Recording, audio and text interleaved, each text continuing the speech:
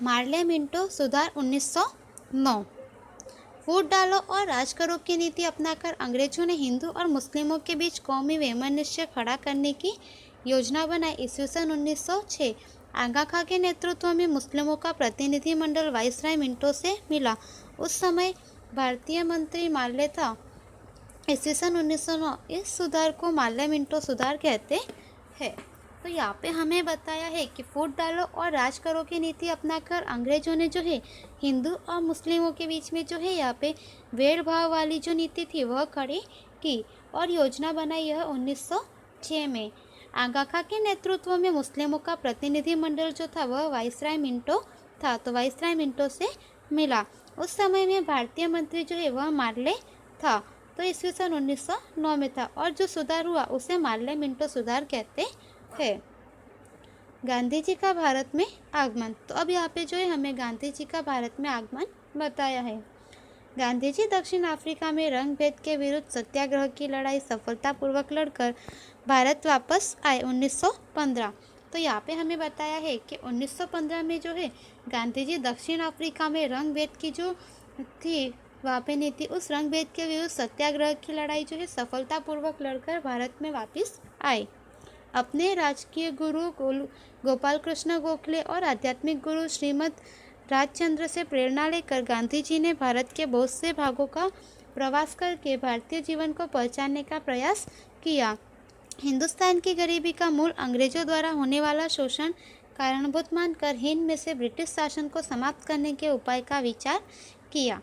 तो यहाँ पे हमें बताया है कि गांधी जी के जो राजकीय गुरु गोपाल कृष्ण गोखले तथा आध्यात्मिक गुरु श्रीमद राजचंद्र जो थे उनसे यहाँ पे प्रेरणा लेकर गांधी जी ने भारत के बहुत से भागों का जो है प्रवास करके भारतीय जीवन जो था उस समय में उसे पहचानने का प्रयास किया कि उस समय में भारत के लोग तो जो थे वे किस प्रकार के परिस्थिति में जीवन यापन कर रहे थे। तो हिंदुस्तान की जो गरीबी थी उसका मूल कारण अंग्रेजों द्वारा होने वाला आर्थिक शोषण था। उसे उस शोषण को कारण मानकर हिंद में से ब्रिटिश शासन को समाप्त करने के लिए जो है यहाँ पे गांधी जी ने विचार किया। Roulette act 1919। ब्रिटिश सरकार ने इंग्लैंड के कानून विभाग के मंत्री रोलेट की अध्यक्षता में ईस्वी सन 1919 में रोलेट एक्ट बना। तो यहाँ पे हमें बताया है कि ब्रिटिश सरकार ने इंग्लैंड के कानून विभाग के मंत्री रोलेट की जो अध्यक्षता थी उस अध्यक्षता में 1919 में रोलेट एक्ट बना। यह कानून क्रांतिकारियों और राष्ट्रवादियों का दमन करने के उद्देश्य से बना था। व्यक्ति स्वातंत्र्य और वाणिज्य स्वातंत्र्य का समाप्त करने वाला यह कानून काला कानून के रूप में जाना गया। तो हमें यहाँ पे बताया है कि यह जो कानून है यह क्रांतिकारी और राष्ट्रवाद का दमन करने के उद्देश्य से बना था कि क्रांतिकारियों और जो राष्ट्रवादी है उनका यहाँ पे दमन किस तरह से हो। तो व्यक्ति स्वतंत्र और वाणिज्य स्वतंत्र जो है इसको समाप्त करने वाला यह जो कानून था यह काला कानून के रूप में जाना गया। तो विद्यार्थियों यहाँ पे जो रोलेट एक्ट का हमें बताया है यह आप पिछली कक्षा में पढ़े हो। इस कानून के अनुसार किसी भी संदेहास्पद व्यक्ति की गिरफ्तारी की जा सकती और उस पर मुकदमा चलाए बिना कई दिनों तक जेल में बंद रखा जा सकता था, जिससे गांधी जी ने उसे काला कानून कहा। मोतीलाल नेहरू के अनुसार दलील, अपील और वकालत का अधिकार छीन लिया गया। तो यहाँ पे हमें बताया है कि इस कानून के अनुसार जो है किसी भी व्यक्ति पर जो संदेह हो तो उसकी गिरफ्तारी की जा सकती है और उस पर मुकदमा चलाए बिना जो है कई दिनों तक जेल में उसे बंद रखा जा सकता था, जिससे गांधी जी ने जो है उसे काला कानून के रूप में पहचाना। और मोतीलाल नेहरू के मत अनुसार जो है दलील, अपील और वकालत का अधिकार भी छीन लिया गया था। इस कानून से ब्रिटिश सरकार को विरोधियों का दमन करने की विशाल सत्ता मिल गई, इसलिए उनके नेताओं और जनता ने जगह जगह विरोध किया। उसके विरोध में सभाएं, जुलूस, प्रदर्शन और हड़ताल का आयोजन हुआ। सरकार ने दिल्ली में गांधी जी को गिरफ्तार किया 6 अप्रैल 1919 को। तो यहाँ पे हमें बताया है कि इस कानून से जो है ब्रिटिश सरकार को विरोधियों का दमन, जो क्रांतिकारी थे देश के और राष्ट्रवादी थे, उनका दमन करने के लिए है उनको विशाल सत्ता यहाँ पे प्राप्त हुई और इसलिए जो है उनके नेता और जनता जो थे वे जगह जगह पर अब विरोध करने लगे थे और उनके विरोध में सभाएं, जुलूस, प्रदर्शन, हड़ताल वगैरह का आयोजन हुआ। सरकार ने दिल्ली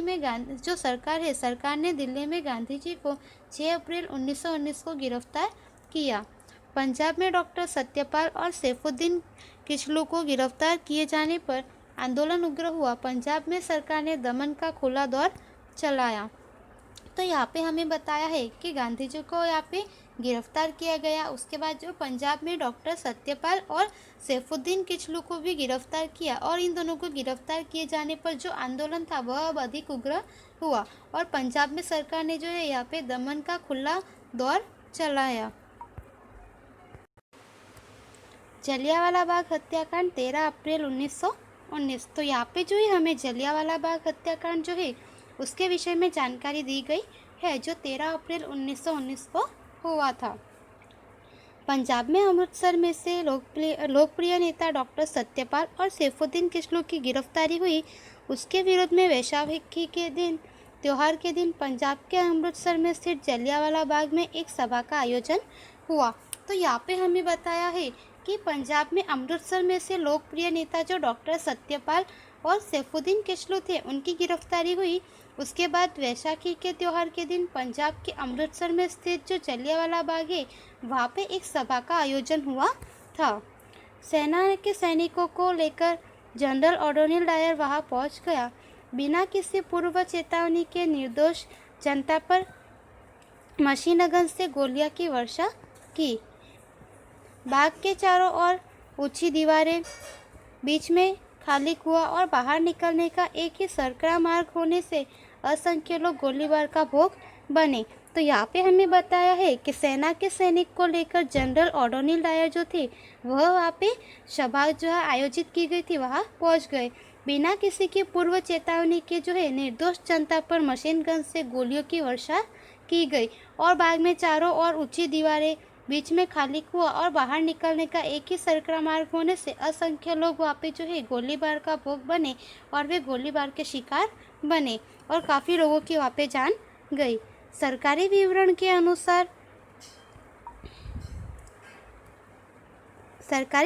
अनुसार 379 लोग मारे गए और 1200 घायल हुए, जबकि कांग्रेस के अनुसार 1000 लोग मारे गए। ब्रिटिश सरकार की ओर से जांच करने वाले हंटर कमीशन ने जनरल डायर का बचाव किया और अज्ञानता में हुई प्रामाणिक भूल के रूप में क्षम्य माना। तो यहाँ पे हमें बताया है कि सरकारी विवरण जो किया उसके अनुसार यहाँ पे 379 लोग मारे गए और 1200 जितने लोग जो है वे घायल हुए, जबकि कांग्रेस के अनुसार जो है यहाँ पे 1000 जितने लोग मारे गए थे। और ब्रिटिश सरकार की ओर से जो जांच की गई उस जांच करने वाले हंटर कमीशन ने जो है जनरल डायर का बचाव किया और अज्ञानता के मतलब ज्ञान के बिना यह प्रामाणिकता से भूल हुई और वह उसकी क्षमा मानी। दूसरी तरफ डायर जब इंग्लैंड वापस गया तब उसे 2000 पाउंड तथा तलवार भेंट करके सम्मानित किया गया। तो यहाँ पे हमें बताया है कि उसके बाद में यहाँ पे जो जनरल डायर था यह जब इंग्लैंड गया तब इसे 2000 पाउंड देकर तलवार भेंट करके उसे सम्मानित किया गया था। तो यहाँ पे आपको चित्र में जो है अंग्रेजों के अमानवीय अत्याचार के विषय में बताया गया है कि यहाँ पे जलियांवाला बाग जो था वहाँ पे जो है अंग्रेजों ने गोलीबारी की, जिसकी वजह से काफ़ी निर्दोषों की वहाँ पे जान गई। और उसके बाद यहाँ पे जो है आपको चित्र में जलियांवाला बाग का शहीद स्मारक जो है उसका चित्र बताया गया है। इससे भारत के लोगों को ज़बरदस्त आघात लगा। तो यहाँ पे हमें बताया है कि जनरल डायर जब वापस से इंग्लैंड गया तब उसे सम्मानित किया गया, जिसकी वजह से भारत के लोगों को यहाँ पे जो है एक आघात पहुँचा। इस अमानवीय हत्याकांड के बाद गांधी जी की अंग्रेजों के प्रति रही सही श्रद्धा भी डगमगा गई। इस घटना ने समग्र देश में राष्ट्रीय एकता स्थापित करने में महत्वपूर्ण भूमिका निभाई। असहयोग के भावी आंदोलन की भूमिका भी इस हत्याकांड ने पूरी की। तो यहाँ पे हमें बताया है कि इस अमानवीय हत्याकांड के बाद गांधी जी की अंग्रेजों के प्रति जो थोड़ी बहुत श्रद्धा थी वह भी डगमगा चुकी थी, और इस घटना ने जो है समग्र देश में राष्ट्रीय एकता स्थापित करने में महत्वपूर्ण भूमिका निभाई, और असहयोग के भावी आंदोलन की भूमिका भी है वह इस हत्याकांड ने पूरी की। खिलाफत आंदोलन प्रथम विश्व युद्ध के दौरान तुर्की जर्मनी के पक्ष में शामिल हुआ था। इंग्लैंड की विजय के पश्चात उसके साथ जो संधि की गई थी उसकी शर्तें अत्यंत कड़ी और अन्यायपूर्ण थी। तुर्कों का सुल्तान उस समय इस्लाम धर्म का खलीफा धार्मिक बड़ा था। तो यहाँ पे हमें बताया है कि प्रथम विश्व युद्ध के दौरान तुर्की जो है जर्मनी के पक्ष में शामिल हुआ था और इंग्लैंड की विजय के पश्चात जो है उसके साथ उसे संधि की गई और उसकी शर्तें थी उसकी शर्तें जो अत्यंत कड़ी और अन्यायपूर्ण थी। तुर्कों का सुल्तान उस समय जो है इस्लाम धर्म का खलीफा था जो बड़ा धार्मिक था। उस पर जो कठोर शर्त लादी गई उसका विरोध करके उसे हल्की करने के लिए भारत में जो आंदोलन हुआ उससे खिलाफत आंदोलन कहा जाता है। तो यहाँ पे हमें बताया है कि उस पर जो कठोर शर्त लादी गई थी उसका विरोध करके उसे जो हल्की शर्त देने के लिए जो भारत में आंदोलन हुआ उसे जो है खिलाफत आंदोलन कहा जाता है। अली बंधु, मौलाना शौकत अली और मौलाना मोहम्मद अली इस आंदोलन के मुख्य नेता थे। तो यहाँ पे हमें बताया है कि यह जो खिलाफत आंदोलन थे इसके मुख्य नेता अली बंधु थे। हिंदू मुस्लिम एकता के विचार से गांधी जी ने उस आंदोलन को समर्थन देने का अनुरोध किया। कांग्रेस के सहयोग से यह आंदोलन व्यापक बना। तो यहाँ पे हमें बताया कि हिंदू मुस्लिम की एकता के विचार जो था जिसकी वजह से गांधी जी ने इस आंदोलन को समर्थन देने का अनुरोध किया और कांग्रेस के सहयोग की वजह से यह जो आंदोलन था यह अब व्यापक बना। आगे हमें जो है यहाँ पे असहयोग आंदोलन के विषय में बताया है। असहयोग आंदोलन 1920 से 22 तक। असहयोग आंदोलन को दिसंबर 1920 नागपुर अधिवेशन में स्वीकृति मिली। कांग्रेस ने जब ब्रिटिश साम्राज्य के अंतर्गत स्वशासन के बदले स्वराज्य ही चाहिए ऐसी मांग बुलंद की। तो यहाँ पे हमें बताया है कि असहयोग आंदोलन जो है उसे 1920 में दिसंबर में जो है नागपुर के अधिवेशन में स्वीकृति प्राप्त हुई। कांग्रेस ने अब जो है ब्रिटिश साम्राज्य के अंतर्गत में स्वशासन के बदले स्वराज्य ही चाहिए ऐसी मांग बुलंद की। तो यहाँ पे आपको जो चित्र बताया गया है उसमें सामान्य जनता असहयोग आंदोलन में जो है उसके विषय में बताया गया है। रचनात्मक पहलू। आंदोलन के सकारात्मक पहलू में हिंदू मुस्लिम एकता को दृढ़ बनाना, स्वदेशी चीज वस्तुओं का आग्रह रखना, घर घर चरखा चलाना, तिलक स्वराज्य फंड में 1 करोड़ रुपए इकट्ठा करना, खादी, अस्पृश्यता निवारण, शराब निषेध, राष्ट्रीय शिक्षा का समावेश होता है। तो यहाँ पे हमें रचनात्मक पहलू में बताया है कि आंदोलन के जो सकारात्मक पहलू में हिंदू मुस्लिम एकता जो है उसे दृढ़ बनाना था, स्वदेशी जो चीज वस्तु है उनका आग्रह करना था और विदेशी वस्तु जो है उनका बहिष्कार करना था और घर घर पर चरखा चलाना, तिलक स्वराज्य फंड में 1 करोड़ रुपए इकट्ठा करना, खादी, उसके बाद जो है अस्पृश्यता निवारण के लिए शराब निषेध किया गया, राष्ट्रीय शिक्षा देने का समावेश वगैरह जो है यह सभी रचनात्मक पहलू में हुआ था। खंडनात्मक पहलू। जबकि दूसरी तरफ सरकारी नौकरियों, धारा सभाओं, सरकारी स्कूल कॉलेजों का त्याग करना, सरकारी अदालतों, स्थानीय स्वराज की संस्थाओं में नियुक्ति सदस्यों द्वारा त्याग पत्र देना, विदेशी वस्त्र और माल सामान का बहिष्कार, सरकारी कार्यक्रम और उपाधियों वगैरह का बहिष्कार जैसे अनेक कार्यक्रमों का समावेश होता था। तो यहाँ पे हमें बताया है कि खंडनात्मक पहलू में जो है एक तरफ हमने देखा कि घर घर चरखा चलाना, स्वदेशी अपनाना, जो है अस्पृश्यता निवारण, शराब निषेध, राष्ट्रीय शिक्षा वगैरह का जो समावेश है वह रचनात्मक पहलू में होता है। तो खंडनात्मक पहलू में जो है यहाँ पे बताया गया है कि सरकारी नौकरियाँ, फिर धारा सभाएँ, सरकारी स्कूल कॉलेज जो है उनका त्याग करना, सरकारी अदालतें, स्थानीय स्वराज की संस्थाओं में नियुक्ति सदस्यों द्वारा जो है त्याग पत्र देना, विदेशी वस्त्र और माल सामान का बहिष्कार करना, सरकारी कार्यक्रम और उपाधियां वगैरह का बहिष्कार जैसे अनेक कार्यक्रमों का समावेश जो है वह खंडनात्मक पहलू में हुआ था। असहयोग आंदोलन के कार्यक्रम। तो अब हमें यहाँ पे जो है असहयोग आंदोलन के कार्यक्रम थे उनके विषय में बताया गया है। आंदोलन के प्रारंभ में महात्मा गांधी ने अपनी केसरे हिंद और रविंद्रनाथ ठाकुर ने नाइटहुड सम्मान आदि का त्याग किया। देश के अन्य नेताओं ने भी अपनी उपाधि या पदवी का त्याग किया था।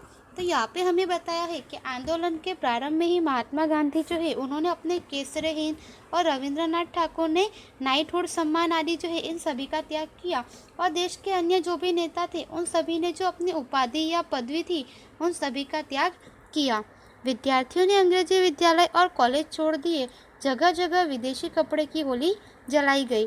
ड्यूक ऑफ कैनाड भारत आया तब उसका बहिष्कार किया गया नवंबर 1921 में। तो यहाँ पे हमें बताया है कि अंग्रेजी विद्यालय कॉलेज वगैरह जो भी स्थापित किए गए थे उन सभी को अब यहाँ पे जो विद्यार्थी थे उन्होंने अंग्रेजी शिक्षा और अंग्रेजी कॉलेज वगैरह जो थे वे छोड़ दिए, और जगह जगह पर जो है विदेशी कपड़े का जो आयात हुआ था उन विदेशी कपड़ों की होली जलाई गई। ड्यूक ऑफ कैनाड था वह जब भारत आया तब उसका बहिष्कार जो है नवंबर 1921 में किया गया। प्रिंस ऑफ वेल्स के सम्मान का भी बहिष्कार किया गया। ऐसे कदम ने पूरे देश में अच्छी उत्तेजना उत्पन्न की।